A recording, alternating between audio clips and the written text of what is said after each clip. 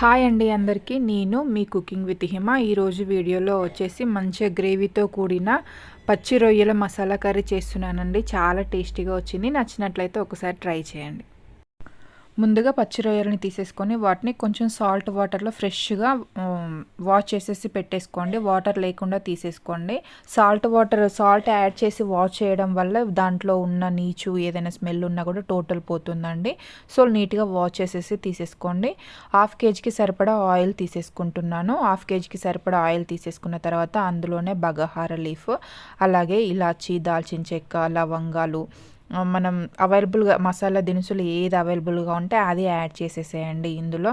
అలానే కొంచెం చేపల కర్రీకైనా మనం దీనికైనా మెంతి పౌడర్ తీసేసుకుంటాం కదా అండి. నేను కొంచెం కసూరి మేతి తీసేసుకున్నాను. మెంతి పౌడర్ కాకుండా కసూరి మేతి తీసేసుకున్నాను. కసూరి మేతి వచ్చేసి ఒక 2 టేబుల్ స్పూన్ వరకు యాడ్ చేయండి. టోటల్ అవన్నీ ఆయిల్లో ఫ్రై అయిన తర్వాత అందులోనే పచ్చిమిర్చి అండ్ ఆనియన్స్ వేస్తున్నానండి. ఆనియన్ క్వాంటిటీ వచ్చేసి మనం ఈ మసాలా గ్రేవీ చేస్తున్నాం కాబట్టి ఆనియన్ క్వాంటిటీ వచ్చేసి ఎక్కువగా తీసేసుకోండి. ఆనియన్ క్వాంటిటీ ఎక్కువ తీసేసుకోవడం వల్ల గ్రేవీ అనేది మనకి థిక్నెస్లో వస్తుంది, చిక్కగా వస్తుంది. సో అందుకనేసి ఒక హాఫ్ కేజీ రొయ్యలకి నేను ఒక బిగ్ సైజ్వి 3 తీసేసుకున్నాను. 3 తీసేసుకొని మంచిగా చిన్న చిన్న ఎంత వీలైతే అంత చిన్న చిన్నగా తురిమేయండి.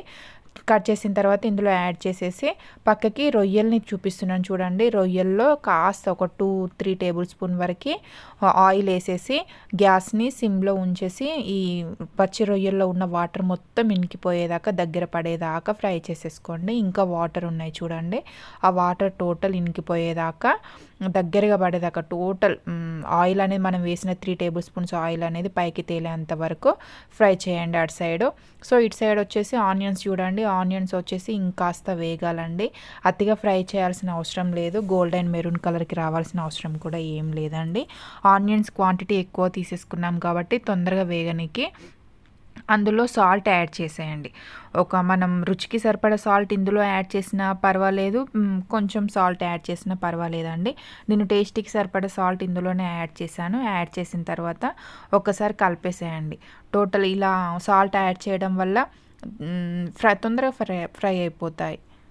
చూడండి, గ్యాస్ని మీడియం ఫ్లేమ్లో ఉంచేసి ఫ్రై చేసేయండి. సిమ్లో ఉంచినా కూడా తొందర వేగవు మనకు. ఇలా ఫ్రై అయిన తర్వాత అందులోనే ఒక కప్పుతో, మనం కప్పు సైజు కాకుండా గుప్పడి వరకు తీసేసుకున్నానండి. మన హ్యాండ్ ఉంటుంది కదా, హ్యాండ్ గుప్పడి వరకు పుదీనా లీవ్స్, పుదీనా ఆకులు తీసేసుకున్నాను. పుదీనాని కూడా పచ్చివాసన పోయేంత వరకు మంచిగా ఫ్రై చేయండి. ఆనియన్ని కూడా పచ్చివాసన పోయేంత వరకు ఫ్రై చేసుకుంటే సరిపోతుంది. అలానే అవి పచ్చివాసన పోయేంత వరకు ఫ్రై అయిన తర్వాత అందులోనే పుదీనా కూడా యాడ్ చేశాను. యాడ్ చేసిన తర్వాత పుదీనాని కూడా పచ్చివాసన పోయేంత వరకు, ఎక్కువ ఫ్రై చేయకపోతే పుదీనా ఫ్లేవర్ పసరు స్మెల్ వస్తుందండి. సో అందుకనేసి పచ్చివాసన పోయేంత వరకు మంచిగా ఫ్రై చేసేయండి పుదీనాని. ఇప్పుడు పుదీనా యాడ్ చేసిన తర్వాత అందులోనే 2 టేబుల్ స్పూన్ వరకు, వీడియోలో చూపిస్తున్న స్పూన్ తోటి 2 టేబుల్ స్పూన్ వరకు అల్లం యాడ్ చేస్తున్నానండి.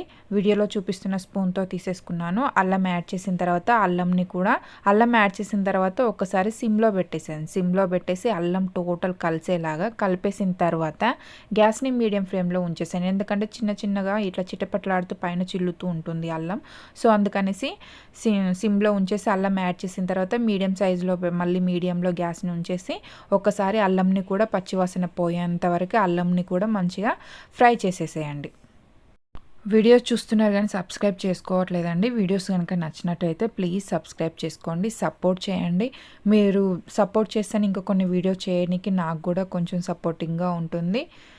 సో ఈ విధంగా ఆయిల్ టోటల్ మనం వేసిన అల్లం అనేది టోటల్ ఆయిల్లో ఫ్రై చేసుకున్న తర్వాత అందులోనే పసుపు, 1/2 టేబుల్ స్పూన్ వరకు పసుపు యాడ్ చేస్తున్నానండి. ఎక్కువ కలర్ వస్తుంది పసుపు అనేసి నేను ఎక్కువ తీసుకోవట్లేదు.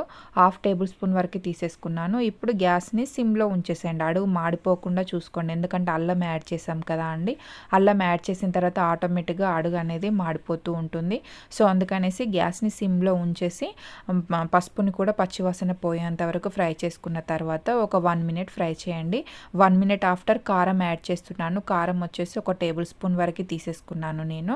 సో కారంని కూడా కొంచెం ఆయిల్ అతిగా వేంపకండి, కొంచెం లైట్గా ఒక 2 సెకండ్స్ వరకు కారం వేసిన తర్వాత వేంపితే సరిపోతుందండి. ఒకసారి కారం కలిసేలాగా టోటల్ మనం వేసిన ఆ మసాలాలు, ఆనియన్, కారం, పసుపు కలిసేలాగా ఒక్కసారి కలిపేసేసుకోండి. గ్యాస్ని సిమ్లోనే ఉంచేసేయండి. చూడండి అడుగు అంటుకోకుండా ఆ విధంగా టోటల్ కలిపేసేయండి. తర్వాత వచ్చేసి టమాటోస్ యాడ్ చేస్తున్నానండి. టమాటోస్ వచ్చేసి మీడియం సైజ్వి 3 తీసేసుకున్నాను నేను. టమాటో ఫ్లేవర్ వేయగానే మంచిగా మనం ఈ గ్రేవీకి ఆ పుల్లగా తింటూ ఉంటే పుల్లగా మరీ అంత పుల్లగా ఏం రాదండి. కొంచెం పుల్లగా, కొంచెం తీయగా, కొంచెం స్పైసీగా వస్తూ ఉంటుంది ఆ గ్రేవీ కదా. సో అందుకనేసి టమాటోస్ కూడా నేను ఎక్కువ యాడ్ చేయట్లేదు. ఓన్లీ మీడియం సైజ్వి 3 తీసేసుకున్నాను. 3 తీసేసుకొని ఇప్పుడు గ్యాస్ని టమాటోస్ యాడ్ చేసిన తర్వాత గ్యాస్ని మీడియం ఫ్లేమ్లో ఉంచేసేయండి. హై ఫ్లేమ్లో ఉంచకండి, మాడిపోతుంది. సిమ్లో ఉంచినా కూడా టమాటా అనేది తొందరగా కుక్ అవ్వదు. సో మీడియం ఫ్లేమ్లో ఉంచేసి కుక్ చేసేసుకోండి టమాటోస్ని. చూడండి ఇటు సైడ్ వచ్చేసి నేను రొయ్యలు చూపిస్తున్నాను. రొయ్యలు వచ్చేసి చూడండి వాటర్ టోటల్, రొయ్యల్లో ఉన్న వాటర్ టోటల్ ఇంకిపోయేలా ఫ్రై చేయమని చెప్పాను కదండి. చూడండి టోటల్ వాటర్ అన్నీ పోయాయి, కాస్త వాటర్ ఉన్నాయి. ఇంకొక 1 మినిట్ వరకు కుక్ చేసుకుంటే సరిపోతుంది వాటిని. సో ఈ విధంగా చూడండి మంచి ఆయిల్ అనేది పైకి వచ్చిందా. టమాటోస్ యాడ్ చేసిన తర్వాత ఒక 3 మినిట్స్ వరకు కుక్ చేసుకున్న తర్వాత టమాటోస్ చూడండి వీడియోలో చూపిస్తున్న విధంగా ఆయిల్ పైకి తేలిన తర్వాత మాత్రమే పెరుగు యాడ్ చేయండి. పెరుగు వచ్చేసి వీడియోలో చూపిస్తున్న గరిటెతోటి 2 గరిటెలు తీసేసుకున్నానండి. టమాటోస్ మంచిగా కుక్ అయిన తర్వాతనే టమాటోస్ ఆయిల్ అనేది పైకి వచ్చిన తర్వాతనే ఈ పెరుగు అనేది యాడ్ చేయండి. టమాటోస్లో ఉన్న అది ఆయిల్ అనేది పైకి రాకుండా మీరు కర్డ్ ఈ పెరుగు యాడ్ చేసేసరికి అంత టేస్ట్ అనేది రాదండి గ్రేవీ. సో అందుకనేసి మ్యాక్సిమం ఆయిల్ పైకి వచ్చిన తర్వాతనే యాడ్ చేసేయండి. యాడ్ చేసిన తర్వాత చూడండి గ్యాస్ని మీడియం ఫ్లేమ్లో ఉంచేసి పెరుగు యాడ్ చేసిన తర్వాత మళ్ళీ ఒక 3 to 2 మినిట్స్ వరకు మంచిగా ఫ్రై చేయండి. ఫ్రై చేసేసి దీన్ని కూడా పెరుగుని కూడా యాడ్ చేసిన తర్వాత ఆయిల్ పైకి వచ్చేంత వరకు ఉంచేయండి. చూడండి ఆయిల్ అనేది ఏ విధంగా లైట్గా పైకి వస్తుందో ఇలా పైకి వచ్చిన తర్వాత అందులోనే 2 టేబుల్ స్పూన్ వరకు పచ్చి ధనియా పౌడర్ యాడ్ చేస్తున్నాను. 2 టేబుల్ స్పూన్ వరకు ఆల్ మిక్స్డ్ ధనియా పౌడర్ యాడ్ చేస్తున్నాను. చూడండి పచ్చి ధనియాల పొడి 2 tablespoons, 2 tablespoons all mixed ధనియా పౌడర్, గరం మసాలా వచ్చేసి 1 టేబుల్ స్పూన్ యాడ్ చేశాను నేను. ఎందుకంటే మనం స్టార్టింగ్ ఆయిల్లో హోల్ గరం మసాలాలు వేసాం కదా అండి. సో ఇది కాస్త చూసి వేసుకోండి, మసాలా స్పైసీ అనేది ఎక్కువగా అవుతుంది. సో అందుకనేసి నేను 1 టేబుల్ స్పూన్ వరకు గరం మసాలా తీసేసుకున్నాను. ఎందుకంటే మనం కర్డ్ యాడ్ చేసాం కాబట్టి ఎంత మసాలాలు ఎక్కువ వేస్తే అంత టేస్ట్ వస్తుంది. సో అందుకనేసి పెరుగు యాడ్ చేసినప్పుడల్లా ఇలా ట్రై చేయండి, టేస్ట్ అనేది బాగుంటుంది. ఇవన్నీ యాడ్ చేసిన తర్వాత ఒకసారి కలిపేసేసుకొని మంచిగా ఆయిల్ పైకి తేలేంత వరకు ఈ మసాలాలు కూడా యాడ్ చేసిన తర్వాత ఆయిల్ పైకి తేలేంత వరకు మీడియం ఫ్లేమ్లో ఉంచేసేయండి గ్యాస్ని. చూడండి ఇప్పుడు 2 మినిట్స్ ఆఫ్టర్ చూపిస్తున్నాను మీకు ఆయిల్ అనేది మనకి ఏ విధంగా పైకి వచ్చిందో. ఇప్పుడు పర్ఫెక్ట్గా కుక్ అయినాయండి. మనం వేసిన టమాటోస్ అయినా, ఆనియన్స్ అయినా, మసాలాలు అయినా, పెరుగు అయినా ఇప్పుడు మంచిగా చక్కగా ఆయిల్లో ఫ్రై అయ్యాయి. ఆయిల్ పైకి తేలిందంటే ఆల్ అన్నీ కుక్ అయినట్టే అర్థం అండి. సో ఈ విధంగా అన్నీ ఆల్ కుక్ అయిన తర్వాత ఆయిల్ పైకి తేలిన తర్వాత మనం ఇందాక ఫ్రై చేసి పెట్టేసుకున్న ఫ్రౌన్ పీసెస్, రొయ్యల పీసులు ఉన్నాయి కదా అండి.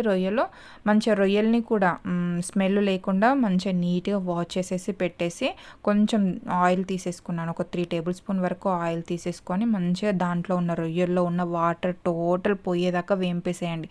ఆ వాటర్తో వేసేసరికి నీచు స్మెల్ అనేసి తింటూ ఉంటే తిననీకి అంతగా ఇష్టపడరండి. సో అందుకనేసి సపరేట్గా వేంపి మరీ తీసేసుకున్నాను వీటిని. అలా వేంపడం వల్ల తింటూ ఉంటే పీస్ అనేది కూడా మనకి మంచిగా టేస్టీగా వస్తుంది తింటూ ఉంటే. మనం ఈ పచ్చి రొయ్యల పీస్ని ఎంత ఆయిల్లో ఫ్రై చేస్తామో అంత టేస్ట్ వస్తుందండి తింటూ ఉంటే. కొంచెం బాగా వేంపామనుకోండి పీస్ అనేది గట్టిగా వస్తుంది. మనం ఆయిల్లో మంచిగా ఫ్రై చేస్తే పీస్ అనేది గట్టిగా టేస్టీగా వస్తుంది. మనం ఆయిల్లో వేంపకుండా డైరెక్ట్ తీసేసుకున్నాం అనుకో పీస్ అనేది మెత్తగా ఉండి తినేటప్పుడు అంత మంచిగా అనిపించదండి. సో ఈ రొయ్యల పీసెస్ని కూడా యాడ్ చేసేసి ఒక 3 to 4 మినిట్స్ వరకు మంచిగా కుక్ అవ్వనివ్వండి. మనం వేసిన మసాలాలు టోటల్ ఈ పచ్చి రొయ్యల రొయ్యల పీసెస్కి పట్టేలాగా టోటల్ మంచిగా కలిపేసేయండి. కలిపేసి ఫస్ట్ ఒక 3 మినిట్స్ ఉంచేసేయండి. మళ్ళీ ఒకసారి కలిపేసేయండి. చూడండి అడుగు మాడకుండా చూసుకోండి. గ్యాస్ని మీడియం ఫ్లేమ్లోనే ఉంచేసేయండి. సిమ్లో ఉంచేసరికి ఆ రొయ్య పీసులు అనేవి కుక్ అవ్వవు. మసాలా మొత్తం వాటికి పట్టడానికి చాలా టైం తీసుకుంటుంది. సో అందుకనేసి ఒక 3 మినిట్స్ ఆఫ్టర్ చూపిస్తున్నాను మీకు. ఇలా కలిపేసిన తర్వాత మళ్ళీ ఒక 2 మినిట్స్ వరకు ఉంచేసేయండి. 2 మినిట్స్ ఆఫ్టర్ చూడండి మనకి ఆయిల్ అనేది ఏ విధంగా వస్తుందో ఇప్పుడు పర్ఫెక్ట్గా వచ్చిందండి. కర్రీ అనేది మీకు చూపిస్తున్నాను. ఆయిల్ పైకి తేలింది అంటే అన్ని ఆయిల్లో మంచిగా కుక్ అయినట్టు అనేసి చెప్తున్నాను. నేను ప్రతి ఒక్క వీడియోలో ఇలానే చెప్తానండి. ఎందుకంటే ఆయిల్ అనేది ఎంత బాగా పైకి తేలితే అంత బాగా వస్తుంది మనకి కర్రీ అనేది. చూడండి ఇప్పుడు పర్ఫెక్ట్గా వచ్చింది. మనకి ఇంకాస్త గ్రేవీ కావాలనుకుంటే కొంచెం వాటర్ లైట్గా యాడ్ చేసేసుకొని మీరు తీసేసుకోవచ్చు అండి. ఈ లెవెల్లో వీడియోలో చూపిస్తున్న క్వాంటిటీ కావాలనుకుంటే చాలా సింపుల్ అండి. చూడండి ఎంత బాగా వచ్చేసిందో.